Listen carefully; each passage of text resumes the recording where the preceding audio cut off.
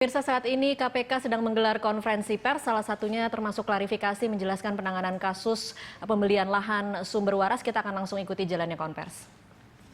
Ya, akibat dari pemberitaan di luar yang sudah rame, kemudian kita minta paparan tanggal 28. Nah, dari paparan itu kemudian kita masih memang memerlukan penyelidikan lebih lanjut, ya.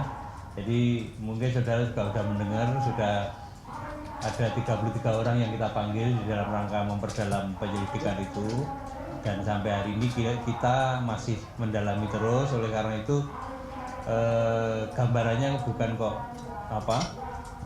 yang lain setuju kemudian bubar syariat, itu tidak. Kita selalu satu sepaham, tidak ada perbedaan pendapat di antara kami berlima, dan memang untuk kasus itu masih perlu penyelidikan lebih lanjut. Jadi kami belum menentukan apa-apa. Itu yang terkait dengan pemberitaan mengenai sumber waras, ya. Nah, kemudian yang kedua terkait dengan LHKPN kalau nggak salah ya. Sampai hari ini dari DPR sudah berapa persen, Dik?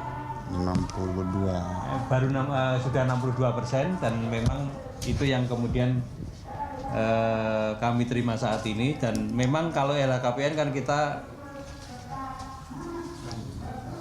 total tingkat LHKPN di BRI periode 2014-2019 sampai hari ini 62,75%. Itu aja.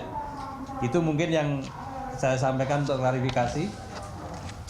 Kemudian kalau yang kita terima tadi untuk sebagaimana yang Anda ketahui, tadi pansus DPR untuk Pelindo ya, itu datang ke kita terima data itu. Sebelumnya kita sudah melangkah ke penyidikan untuk kasus yang lain, kasus yang QCC ya. Nah, kemudian dengan tambahnya tadi itu pasti masuk ke Dumas dulu, nanti dilakukan penyelidikan lebih lanjut. Kalau kemudian ditemukan alat bukti, kemudian bisa diakumulasikan dengan kasus yang sudah kita tangani. Mungkin itu ya. Oke. Yuk. Ya, silakan teman-teman kalau ada pertanyaan. Pak Agus, soal sumber waras, Pak, kalau misalnya memang tidak ada perbedaan pendapat di antara pimpinan, setelah mendengar paparan itu, selain soal penyelidikan lebih lanjut, sebenarnya untuk tingkatan pihak yang layak dimintai pertanggungjawaban secara hukum itu, apakah memang levelnya eselon 1 atau misalnya gubernur tidak sampai, atau bagaimana, Pak? Enggak, kita masih memperdalam. Jadi siapapun yang kita panggil. Bahkan kalau ada tawaran dari, saya dengar Pak Romli menawarkan ada berapa ahli, 350 ahli mau direkrut untuk membantu KPK, ya silakan aja. Kita welcome kalau memang dibantu itu ya. Pak Agus, satu lagi soal sumber waras. Besok Jumat itu kan isunya ada tokoh-tokoh agama yang mendatangi KPK 1.000 orang katanya juga untuk mendesak KPK pertama mentersangkakan Ahok, kemudian yang kedua menyatakan bahwa kasus ini layak dinaikkan ke penyidikan. Bagaimana KPK melihat desakan-desakan masyarakat yang cenderung politis, dan melihat KPK cenderung politis itu juga berusaha menyelamatkan Ahok gitu loh, Pak? Oh enggak, kita langkahnya bukan politik, sama sekali bukan politik. Jadi ya kita tetap di jalur yang bukan politik aja. Kita di jalur penegakan hukum. Apapun data yang kita dapatkan sebagai dasar kita menentukan langkah lebih lanjut ya. Katanya ada 203 anggota DPR yang belum melaporkan LHKPN, dan itu apa sanksi dari KPK? Terus apakah ada kasus ada misalkan ada tersangka korupsi tapi LHKPN-nya belum dilaporkan begitu, Pak? Kalau LHKPN kan memang tidak ada sanksi pidananya kan. Jadi sanksinya ya lingkungan di mana dia berada, sanksinya sanksi administrasi.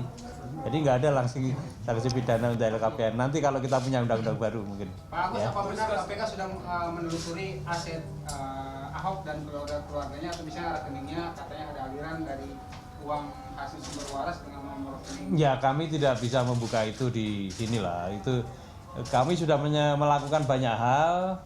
Kita sudah bekerja sama dengan banyak pihak, termasuk di dalamnya PPATK, tapi kan tidak saya buka untuk Anda di sini ya. Artinya ada penerimaan ya dari pihak. Saya tidak bilang begitu ya. Tapi Pak Agus, saya melanjutkan soal perintah tadi.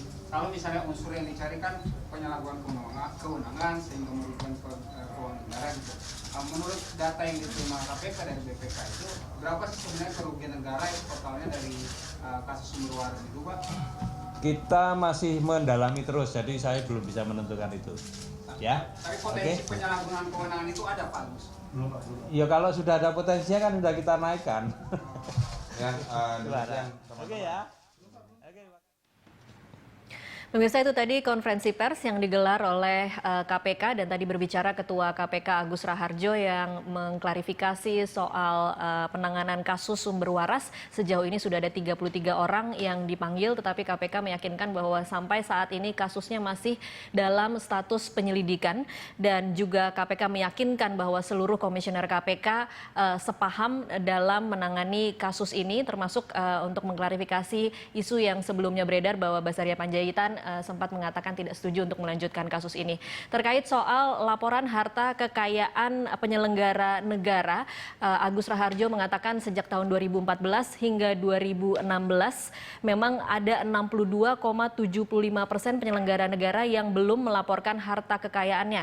Ini terkait dengan isu bahwa KPK akan berbicara mengenai sanksi apa yang kira-kira akan dikenakan agar pejabat negara lebih patuh untuk melaporkan harta kekayaan mereka. Sementara yang terakhir, Agus Raharjo berbicara tentang Pansus Pelindo II yang baru saja datang ke gedung KPK dan diterima oleh KPK.